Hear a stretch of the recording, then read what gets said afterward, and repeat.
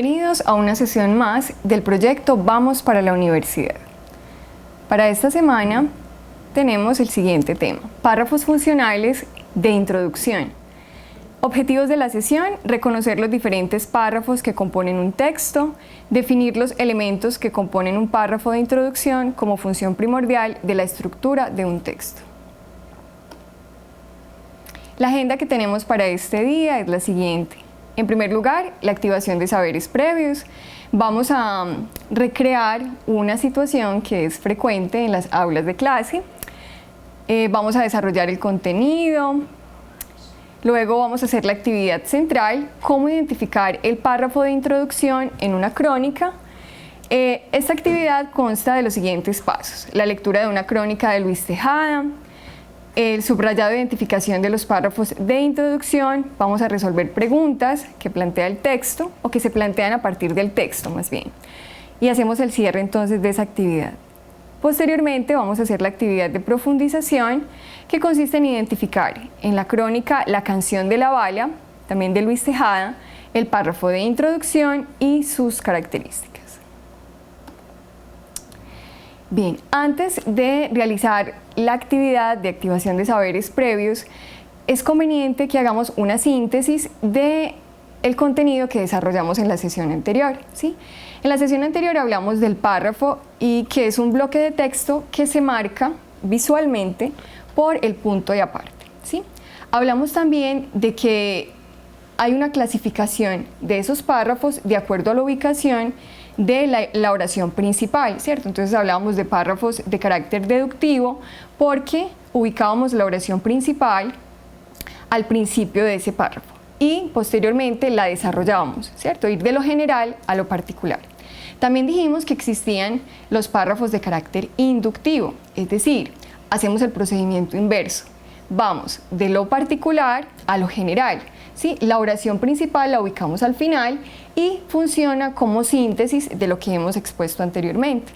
Y también dijimos que existe un tipo de párrafo inductivo-deductivo, ¿sí? Que ubicamos la oración principal después de dos oraciones que preparan su aparición y que posteriormente se desarrolla a partir de otras dos ideas, ¿sí? Que es como una oración principal en el medio.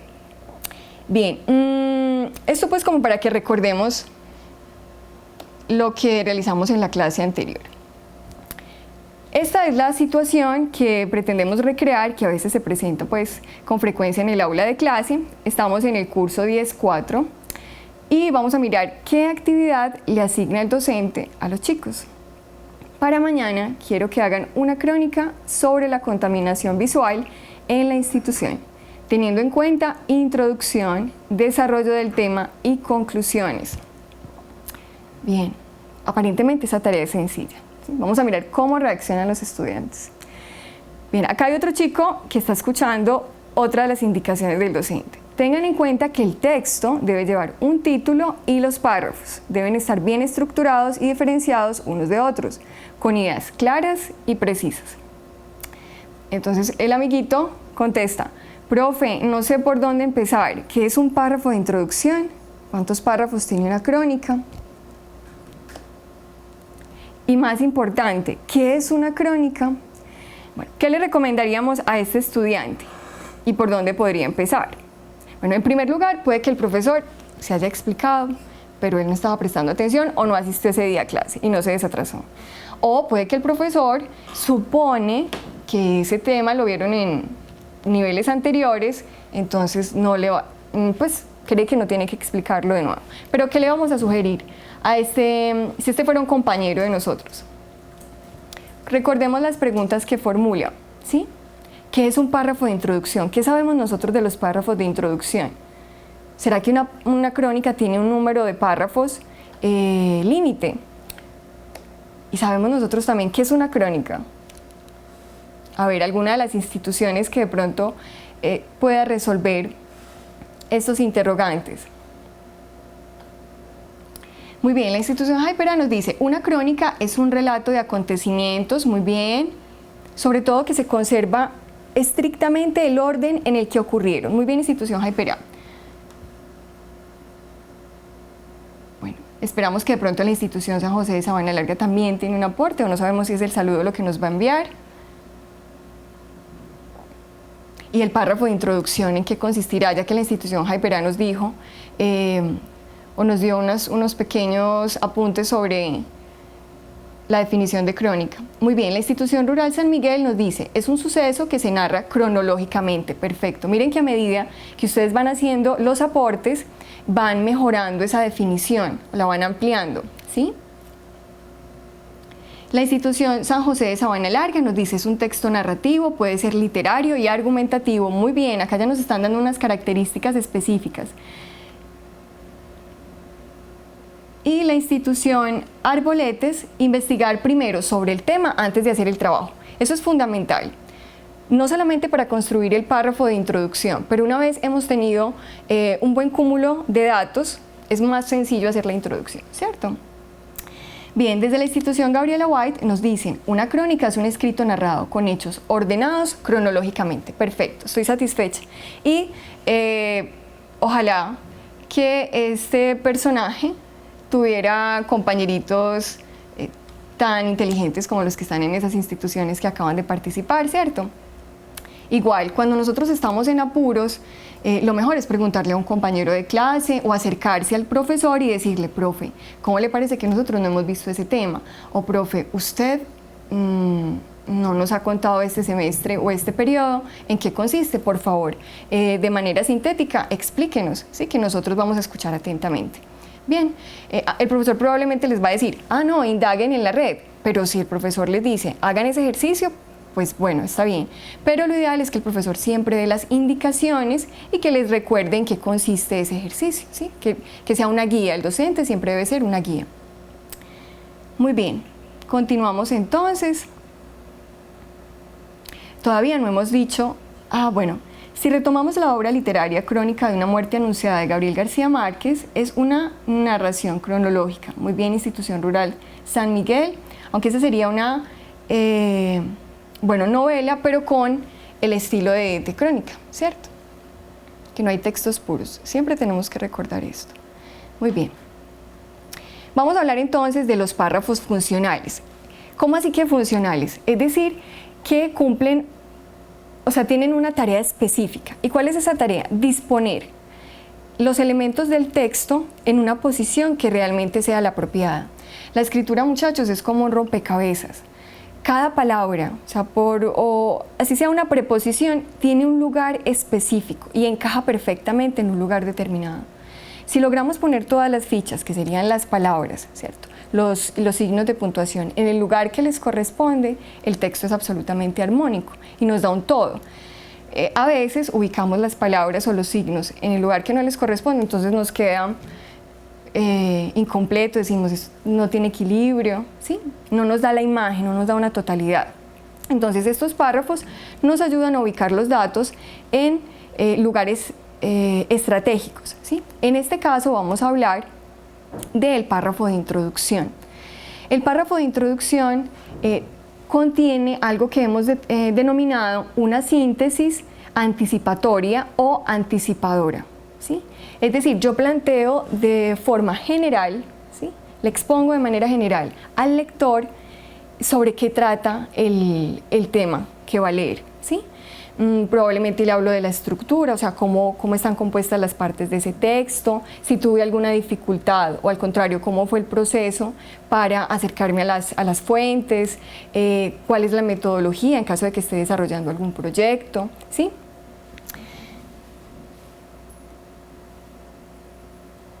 Decimos por qué es importante el tratamiento de ese tema, eso es fundamental.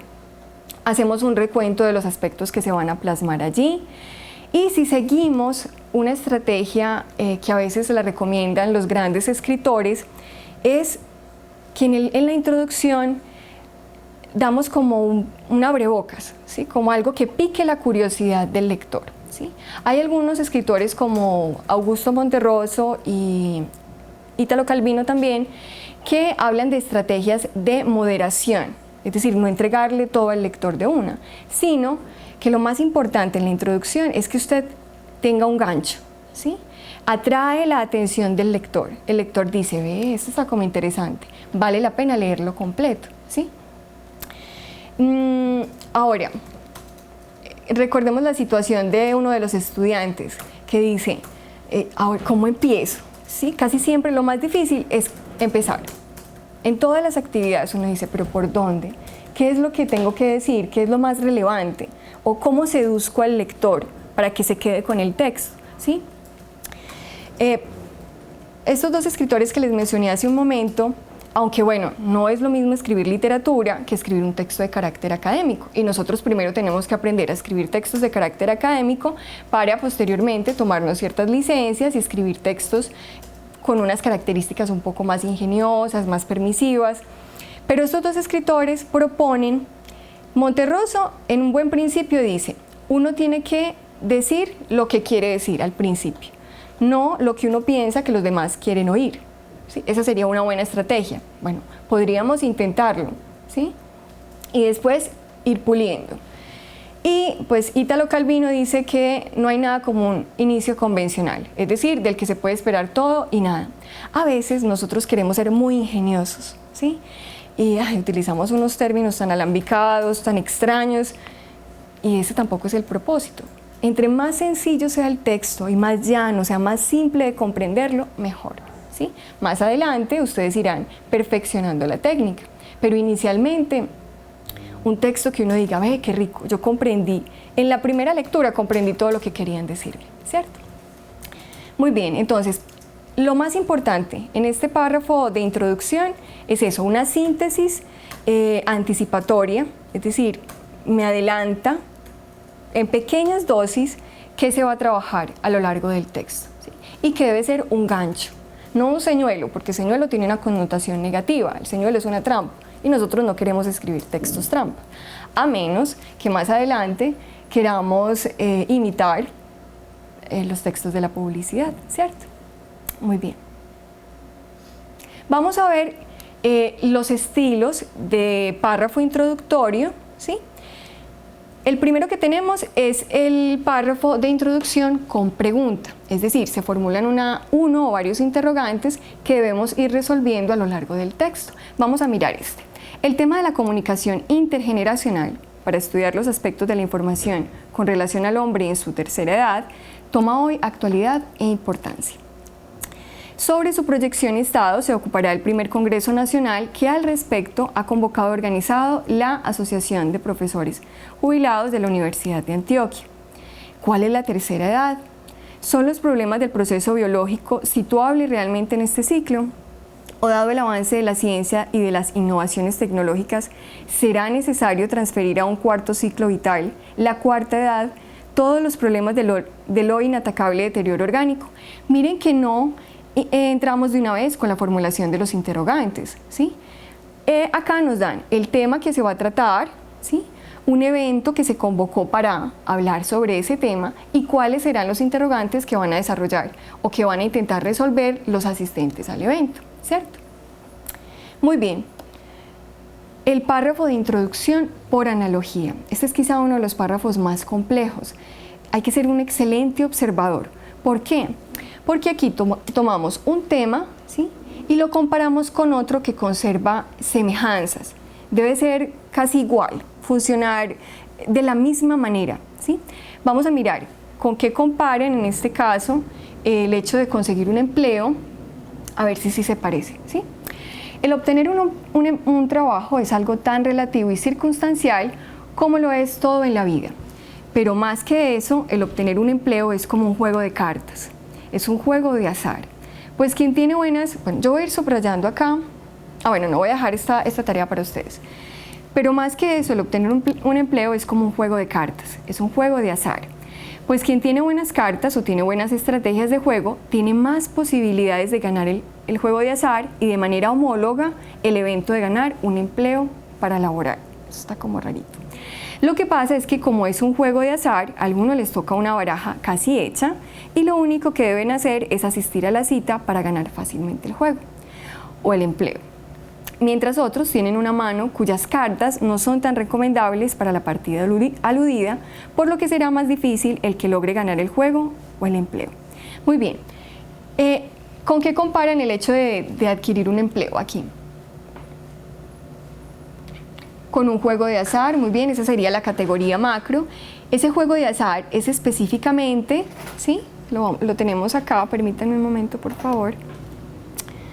Entonces, el obtener un empleo es como un juego de cartas, es decir, esa coma ahí funciona como conector, es un juego de azar. Muy bien, Institución Rural San Miguel y Institución Gabriela White.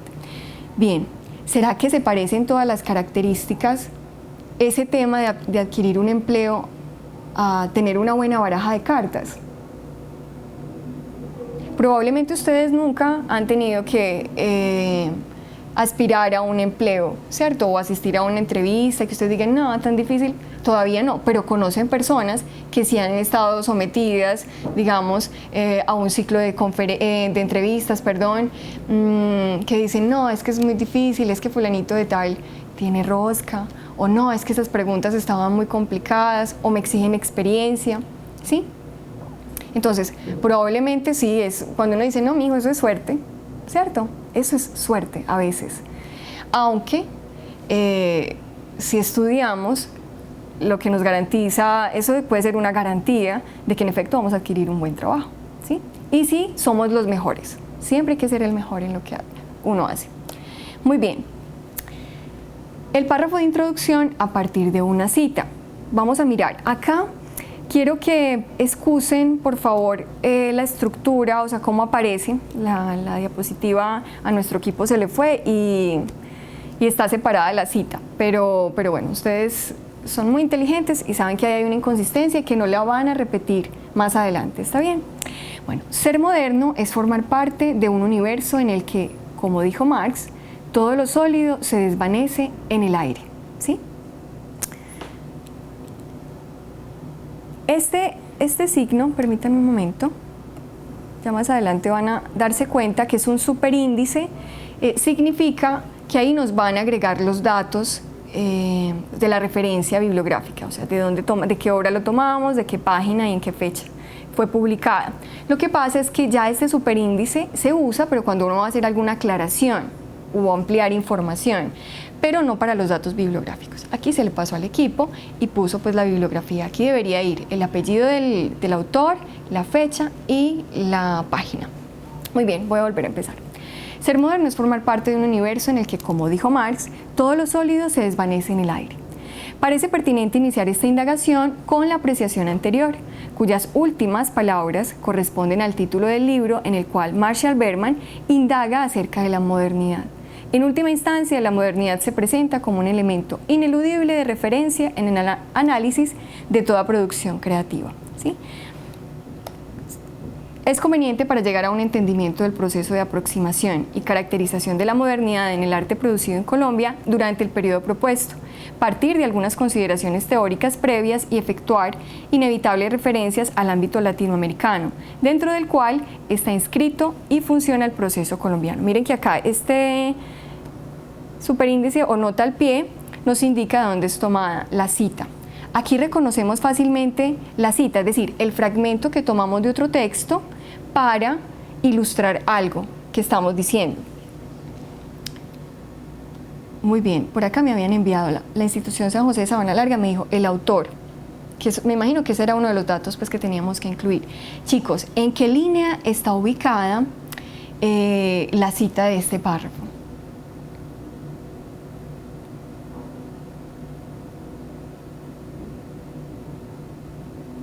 A pesar de que tenemos esa inconsistencia de que se corrió la diapositiva.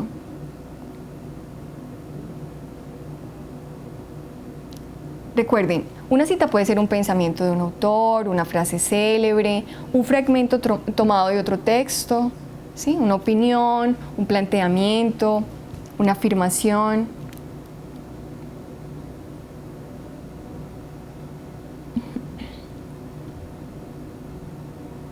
Muy bien, la Institución Rural San Miguel nos dice en el tercer renglón, perfecto, ¿sí? Han acertado.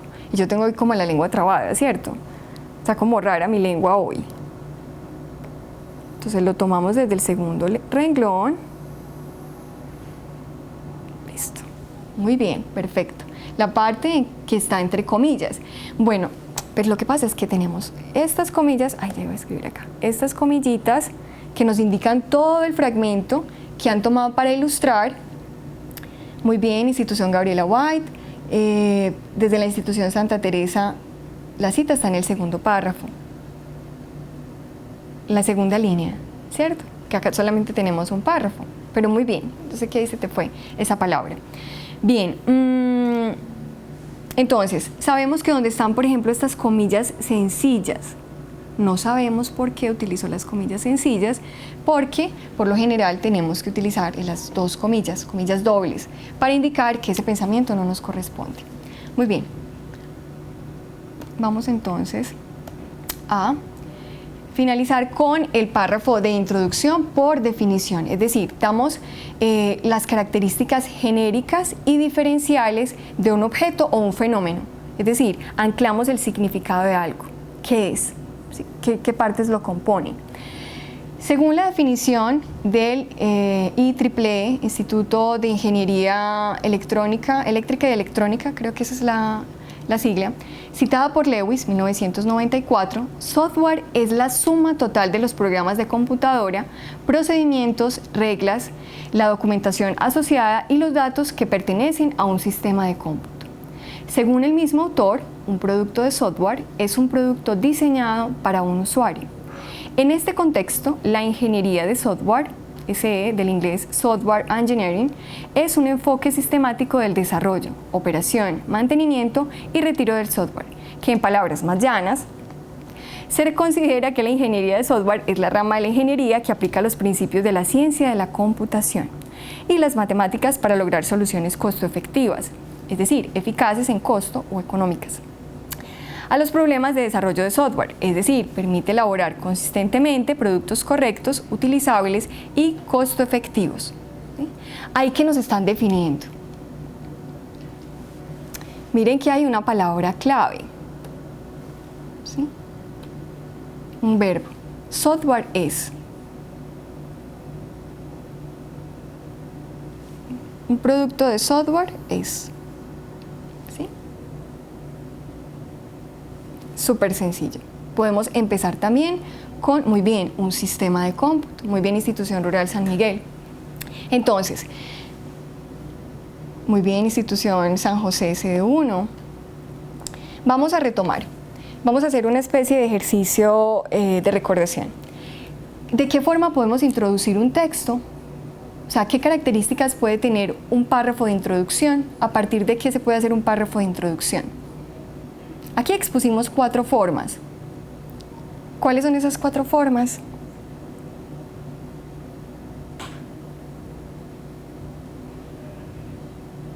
Cuando yo indago por la respuesta de algo,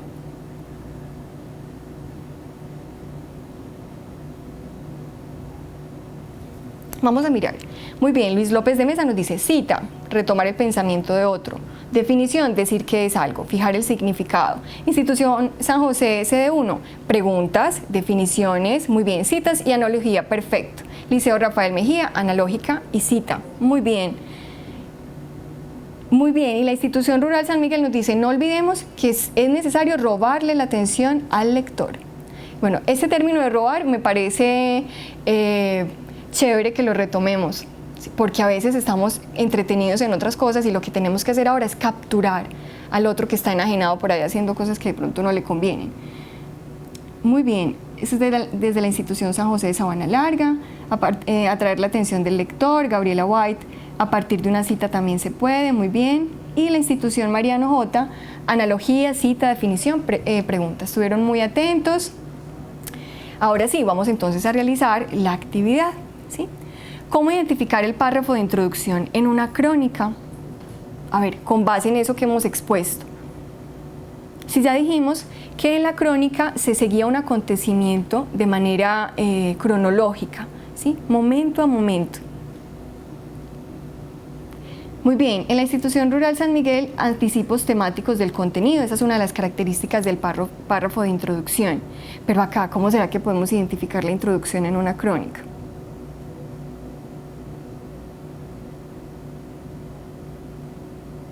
Muy bien, institución Hypera, hay una visión general. Además, lo más obvio es porque pues, el primer párrafo nos va a indicar algo, o sea, nos va a plantear la situación, ¿sí?, que se va a desarrollar más adelante. Uno no empieza contando el acontecimiento así, de una, no, hay una ambientación, ¿cierto?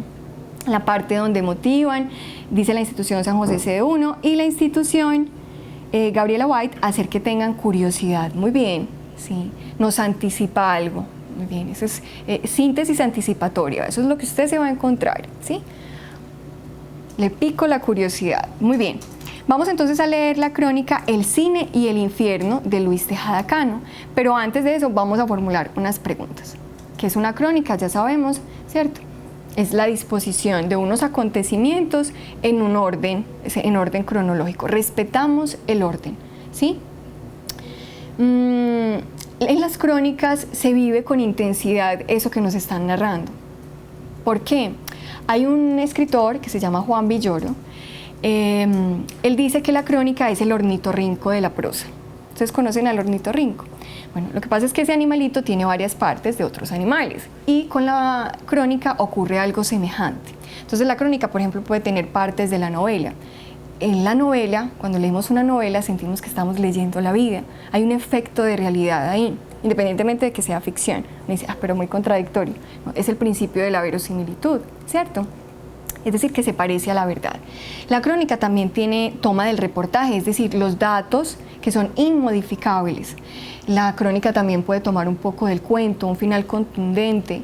La crónica puede tomar un poco de la entrevista, ¿sí? Los diálogos. En una crónica puede haber diálogos. ¿Qué más? De la autobiografía. Una crónica puede ser escrita, hay una reelaboración en primera persona. Bueno, de pronto de la tragedia griega, dice Villoro que también la crónica puede tener algo relacionado con el coro, que es el que comenta lo que acontece, ¿sí?, en la tragedia griega. Bueno, no sé qué otra parte se me escapará, pero él dice, en la crónica hay muchos elementos, pero deben estar equilibrados, porque un exceso de alguno de esos elementos es letal, ¿sí?, porque entonces ya dejaría de ser crónica y si nos excedemos se convertiría en novela o se convertiría en cuento y no, cada género está delimitado, ¿cierto? Muy bien, discúlpenme un segundo que voy a retomar entonces los aportes. Aquí nos formula una pregunta. Algunas características de la crónica literaria, ya este sería otro tipo de crónica, ¿sí? Muy bien. Desde la institución Santa Teresa, plantear la postura del escritor con relación al tema que se va a contar, puede intervenir, ¿sí?, el autor en esa narración. Muy bien. Desde la institución de San José de Sabana Larga es un escrito narrativo, ya sea literario, y también puede tener argumentación. Muy bien. Desde el Liceo Rafael J. nos dicen, la crónica también puede ser ficticia. Claro, puede basarse en acontecimientos reales o absolutamente ficticios. Permítanme que acá, de pronto estoy omitiendo algunos de los aportes. Desde la institución rural San Miguel nos dicen, entre las crónicas están las imaginarias. Jorge Gómez, muy bien. Muy bien, Jorge. Desde San José de Sabana Larga. Bueno, ya nos están respondiendo otra pregunta. ¿Ustedes creen en el infierno? Vamos a mirar rápidamente. Entonces acá nos dicen, miren pues, sí, porque como existe el cielo, también existe el infierno. Ahora, ¿qué es el infierno? Desde la institución Santa Teresa, bueno, cuenta acontecimientos de una forma cronológica sobre hechos pasados, muy bien. Claro que existe, nos dice en la institución San José. Porque toda persona debe ser castigada. Ay, pero ustedes son más moralistas que yo. Yo pensé que iba a estar muy regañona, pero no. Este es Jamer García. O esto, no sé. Muy bien. Aquí sí creen en el infierno, en la institución Luis López de Mesa. El infierno es ese sitio que hemos considerado desde lo católico, que después de la muerte va a servir para castigar los pecados, ¿cierto? Desde la institución Hypera nos dicen, sí, porque hay maldad. Muy bien. Es decir, la gente necesita purgar sus culpas después de muerta. Bueno, muchachos, me parece muy bien que crean todavía en el infierno. Si no, estarían por ahí todos loquitos, actuando de cualquier manera. Interesante. Desde la institución rural San Miguel, no, porque es algo ficticio, un mito. Muy bien, Juanca, estamos de acuerdo. Pero esos mitos, muchachos, pilas, yo estoy de acuerdo con Juan Camilo desde la institución San Miguel, esos mitos funcionan como un control social, hacen que uno se abstenga de portarse mal, porque si no, si uno dice, pues, a mí nadie me va a castigar, yo voy a hacerle daño a todo el mundo, ¿sí? Entonces, ahí hay una falla. A veces yo me sorprendo porque su generación, ustedes que están tan chiquitos, ¿a qué le tienen miedo ustedes? A nosotros por lo menos sí nos daba miedo. Yo recuerdo que se me decían, vea, si usted se porta mal se la va a llevar el diablo. ¿Sí? Entonces yo decía, ay no, todas las noches pensaba que me iba a llevar el diablo, ¿cierto? Me portaba muy mal. Pero a medida que fui creciendo comprendí que eso era un mecanismo de control. Además porque también me contaban fábulas y cuentos de hadas y también si no me portaba bien, tenía mi merecido. Muy bien, discúlpenme, voy a retomar estos otros aportes. Desde la institución Mariano J. dicen no, porque no hay evidencias de que existe. Muy bien, no mentiras, no tampoco. Cada uno defiende pues como su posición. Y no se arrepienten, dicen de la institución de Sabana Larga. El infierno sirve para castigar, para entrar a reflexionar sobre lo malo que se hace. Luis López de Mesa. Muy bien. En el infierno vivimos porque aquí en la tierra es donde pagamos lo malo que hacemos, desde la institución Gabriela White. Es verdad. Aquí todas, bueno, no muchachos, mentiras. Ese es el orden que uno quisiera para el mundo. Que todas las buenas acciones tienen una recompensa y que las malas son castigo. A veces las malas son recompensadas de una manera increíble, pero por lo general si actuamos bien, o sea, sin hacerle daño al otro, yo creo que todo marcha, ¿sí? Qué pena no recuperar todos los apuntes. Para que una persona que haya cometido errores pague sus pecados. Sirve para controlar a los seres humanos, muy bien. Según el mito, el infierno sirve para castigar a los pecadores. Muy bien, Cami. Listo. Muy bien. Nos emociona mucho este asunto del infierno. Ya ustedes justificaron por qué creen o por qué no creen y para qué sirven también, ya lo dijeron. Muy bien. Bueno, vamos entonces, antes de proceder con estas preguntas de tipo literal, vamos ahora sí a leer el texto. Vamos a ver qué nos dice Luis Tejada, ¿sí? Muy bien, retomo por último la observación de la institución Valdivia. Sirve para manifestar algunas tradiciones. Muy bien, voy a leer entonces, voy a procurar hacerlo todo, ampliar todo el texto. Permítanme un segundo. Ay, ya aquí por una torpeza lo corrí. Bueno.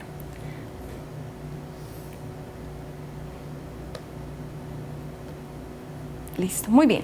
El cine y el infierno. Esta mañana, mientras me ponía el pantalón, he decidido creer firmemente en el diablo. Nunca como hoy he estado tan convencido de que ese personaje debe existir, de que es necesario que exista.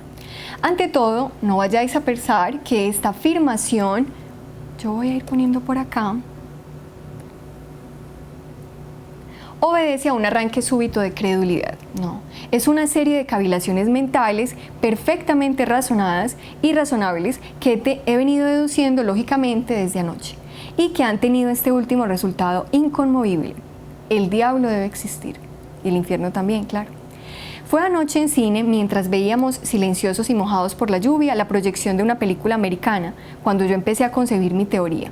Precisamente en el momento en el que el tigre se iba a comer a la protagonista, tuve la primera idea vaga sobre la necesidad metafísica del infierno. Y cuando por última vez los héroes aparecieron en la pantalla, felices y sonrientes, en su luna de miel, ya había formulado casi por completo mi afirmación trascendental. Para que la vida sea activa y profunda, es necesario que existan un peligro. Ese peligro puede ser el infierno.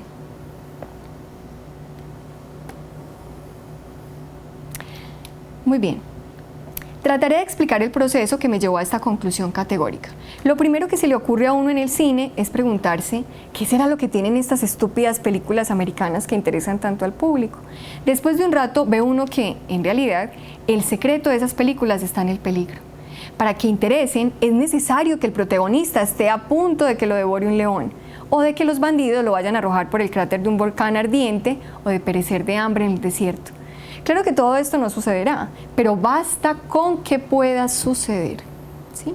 Para que la película toda se revista de un interés profundo y cada una de las acciones de los protagonistas, hasta las más pequeñas, se valoricen extraordinariamente.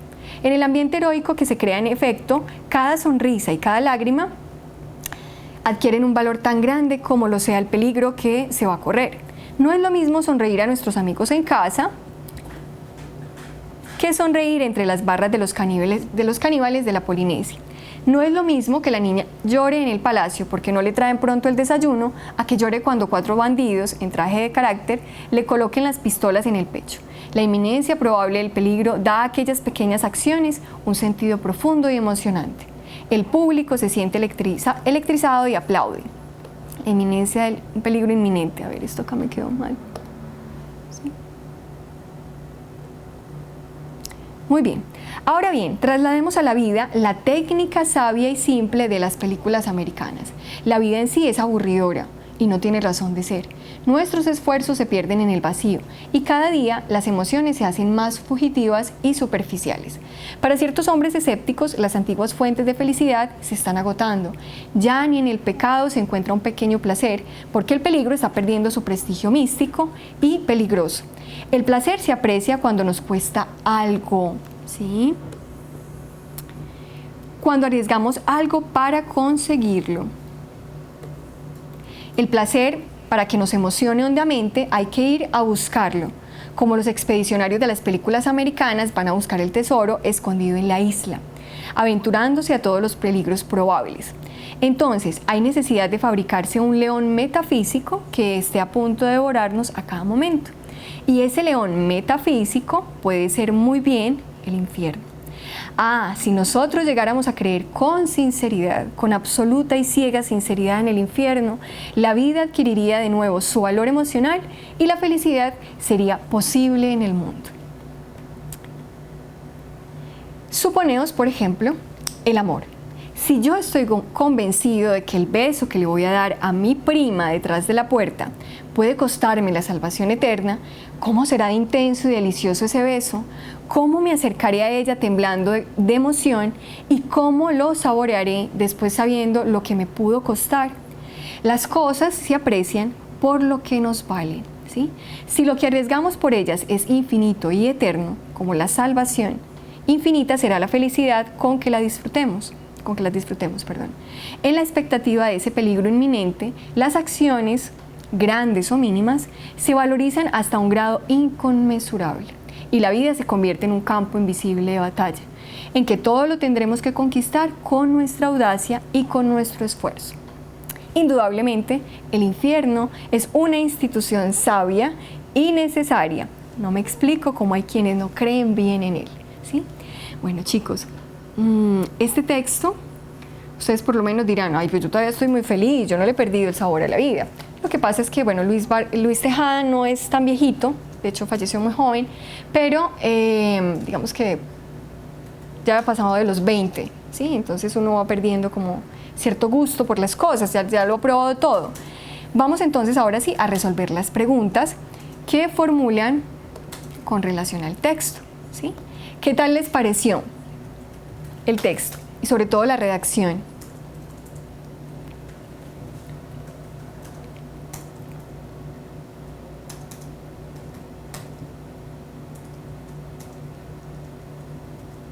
Muy bien, desde la institución Liceo Rafael Mejía, antes de decirme cómo les pareció, me dicen, tiene 7 párrafos. Muy bien, la institución de Sabana Larga también, perfecto, tiene 7 párrafos. Ya sabemos que son bloques de sentido, bloques de texto, que visualmente los ubicamos porque hay un punto de aparte, ¿sí?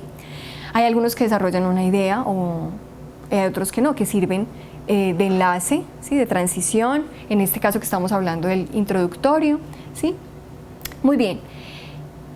Podríamos ubicar una idea, o sea, una idea central. ¿De qué trata el texto?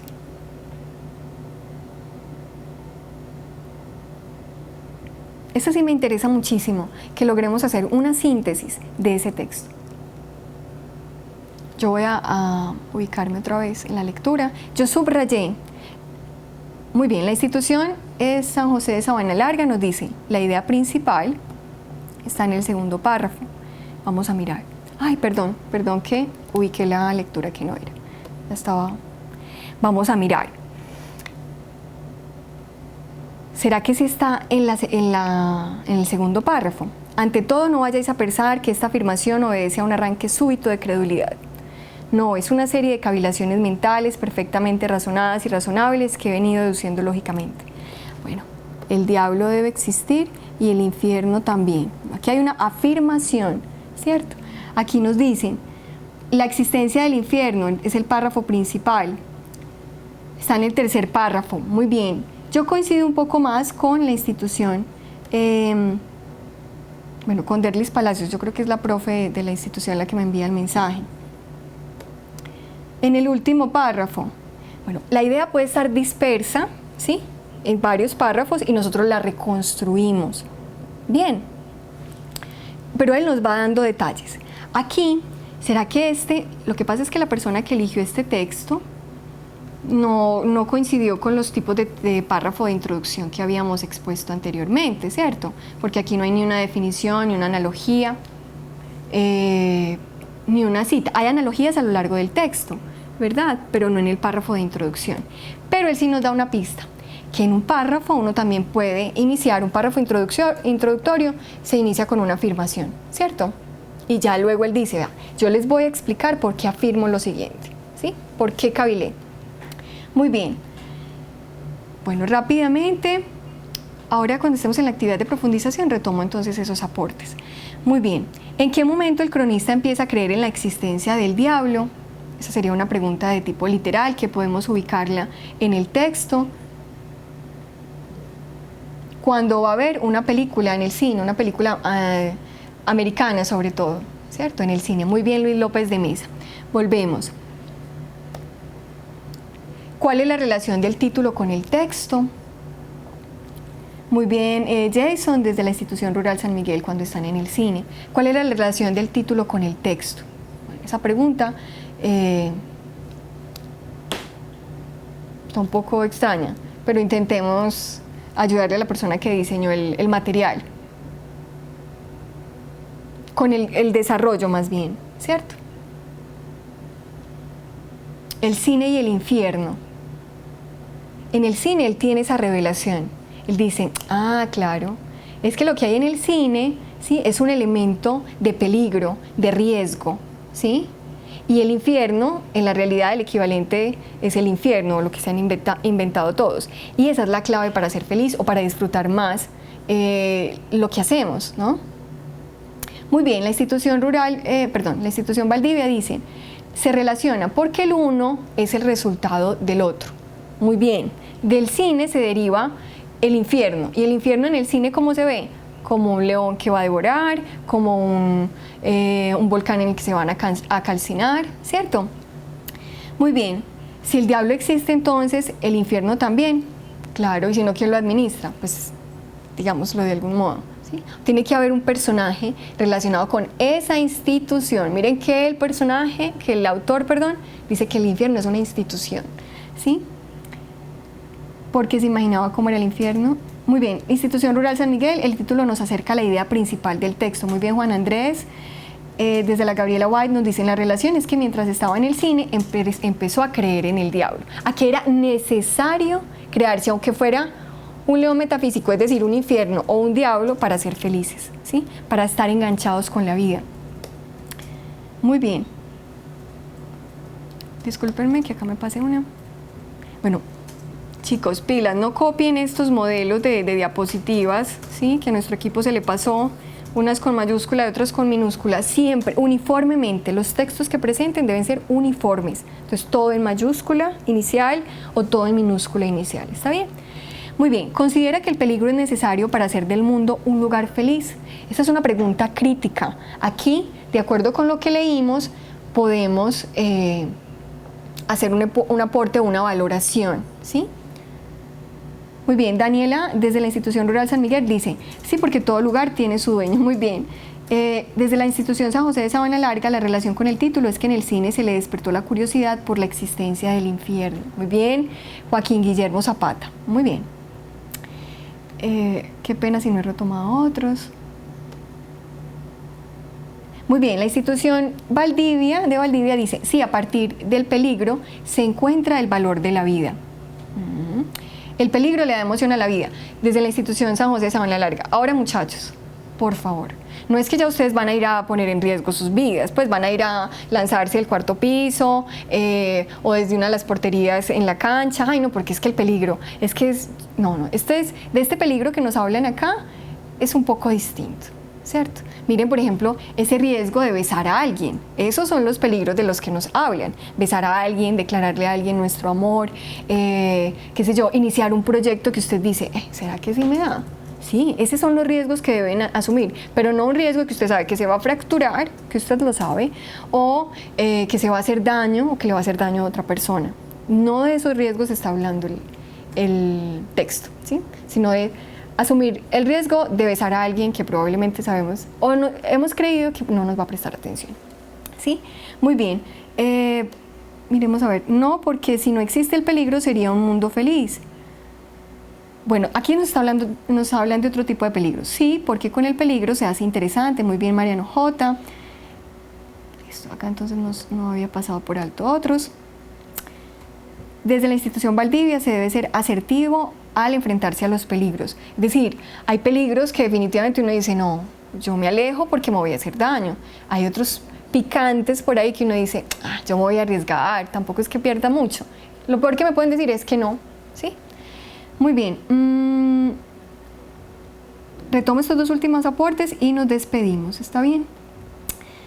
Las emociones hacen parte de nuestra vida, yo creo que ya había dicho este. No. Bueno, ¿me excusan? Sí. Sí, porque el peligro nos sirve para actuar precavidamente.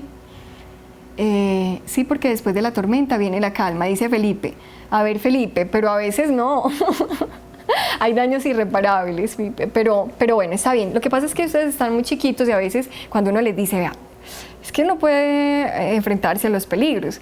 Entonces ustedes dicen, ay, sí, claro, no de una, hoy me voy a tirar por esa rampa en patines. Pero no, si no estás preparado todavía no lo hagas, hay que ejercitarse primero, ¿cierto? Muy bien, chicos, estas son entonces las preguntas que nos formularon. Nos sugieren además resumir el texto, ¿sí? En 10 líneas. Debemos tener en cuenta las ideas principales, así como la coherencia y la cohesión de oraciones claras, precisas y generales. Más adelante, o sea, en la próxima sesión vamos a retomar este texto, o sea que sí es necesario hacer la síntesis. Muy bien. Vamos a separar por bloques el párrafo de introducción y los párrafos de desarrollo y a enumerarlos. Esa es otra de las actividades que nos piden. Me encanta entonces que hayan participado, sus aportes fueron muy acertados y espero que se hayan divertido pues como con la elección del texto, que hayan aprendido muchísimo y nos vemos en la próxima sesión. Muchas gracias.